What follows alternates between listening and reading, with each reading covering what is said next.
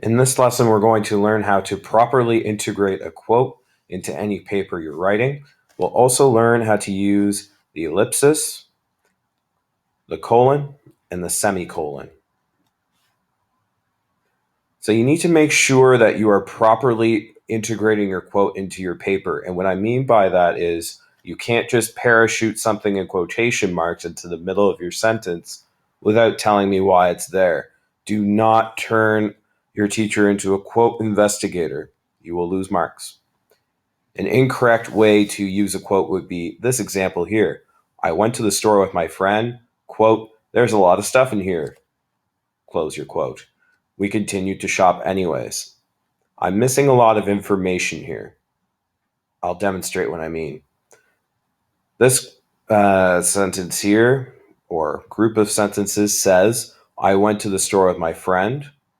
I knew Paul was overwhelmed by the size of the store when he said, comma, quote, there's a lot of stuff here, end quote. We continued to shop anyways. So in this instance, I've integrated the quote properly because I have put a comma before the quote, which means that I'm going to quote something. So anytime you have the comma after he said or he shouted, then that means I am prepared to read something that's quoted word for word. That's somebody else has spoken.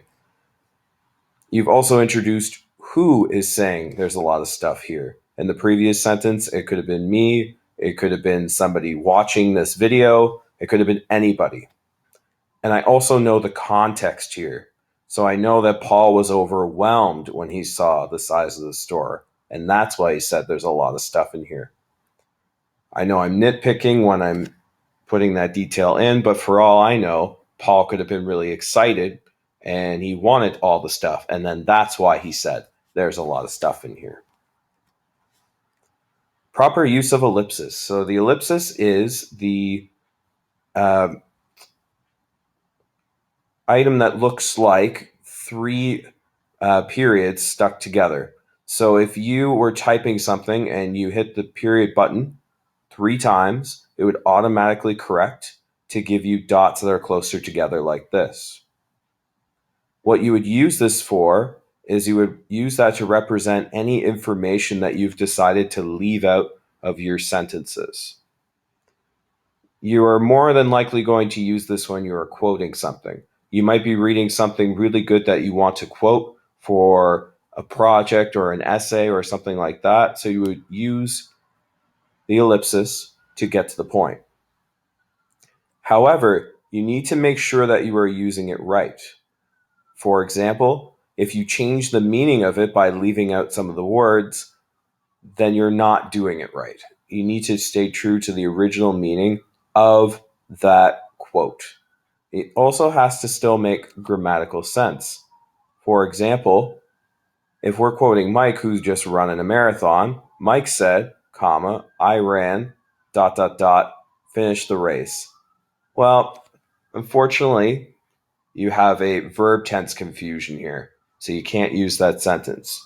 Instead, you would make sure that it would say something like Mike said, comma, quote, I ran, until I finished the race. That's good. However, you need to make sure that the way you're quoting Mike does not change what he was originally saying. So if the original quote said, Mike said, comma, quote, I ran and I did not want to stop until I finished the race. Well, maybe he didn't want to stop, but for all we know, he did and he took a break. Whereas your quote that left out some information implies that he ran until he was done and did not stop. So it's a subtle difference, but it does change the meaning. Here are some informal ways you can use an ellipsis. An ellipsis can show that you are trailing away from a topic or changing gears in a conversation. So in this case, the sentence says, if I had only known, it's too late now though. Okay, well, I don't really know what's going on here. For all we know, maybe you were talking about taking a shot on the basketball net and you didn't know that a person was standing right near it and you hit them in the head. So in this case, it's if I had only known, Well, it's too late now. Let's just change gears and forget about it. That's how you would use the ellipsis there. It can also indicate hesitation. So if you're trying to quote someone or you're writing a story and you have to have an awkward moment, this is where you would use the ellipsis. Alex, dot, dot, dot, there's something I've been meaning to tell you. So that indicates that whoever is talking to Alex is hesitating for some reason. Do not overuse the ellipsis. And the reason being is if you have too many of these dot, dot, dots everywhere, a person is going to be reading it and they're going to continue to hesitate every time they read it. And people will get frustrated with that. Proper use of colons. So there are a couple of ways that you can use a colons. You can use it to introduce a series of items. For example, this person says here, I want the following items: butter, sugar, and flour. That is the correct way of saying it because you are saying, I want this list of items, and you're listing it off. This way is not correct here. It says, I want, colon, butter, sugar, and flour. You're not introducing them as a list. You're introducing them as separate items that you want. Okay, so you'd be saying it, I want butter, sugar, and flour. Whereas this is a list of items all together. The second part would be if you can use the colon to explain the first part of a sentence. So the example here says, remember the old saying, be careful what you wish for. I have another example here where option B for this statement, so it asks you to punctuate, a woman without her man is nothing. The colon here makes it sound better because it says a woman, colon, without her, comma, man is nothing. So it implies more equality. A colon can also emphasize an idea. So the jury had reached a verdict, colon, guilty. And some authors will also use it to introduce longer quotations. Here are some other use of colons. So you see colons anytime you see a digital clock. You will also see them in ratios. So there could be a 3-to-1 ratio of blue to yellow squares. You will also see them in certain references, for example, the Bible. And in some correspondence, some businessmen or businesswomen prefer to use a colon after they put Dear Mr. Rue or Mr. Brown or whoever they're talking to. That would be a preference thing. Proper use of semicolons.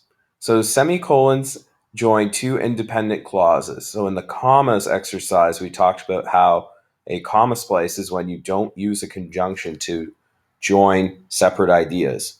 You can use a semicolon to put those ideas together. So an example of this could be, I went to buy ice cream, semicolon, it was a warm day. So it's like adding an afterthought to your original sentence. However, a lot of professors and teachers don't really like to see a lot of semicolons. It's better to say something like, I went to buy ice cream because it was a warm day.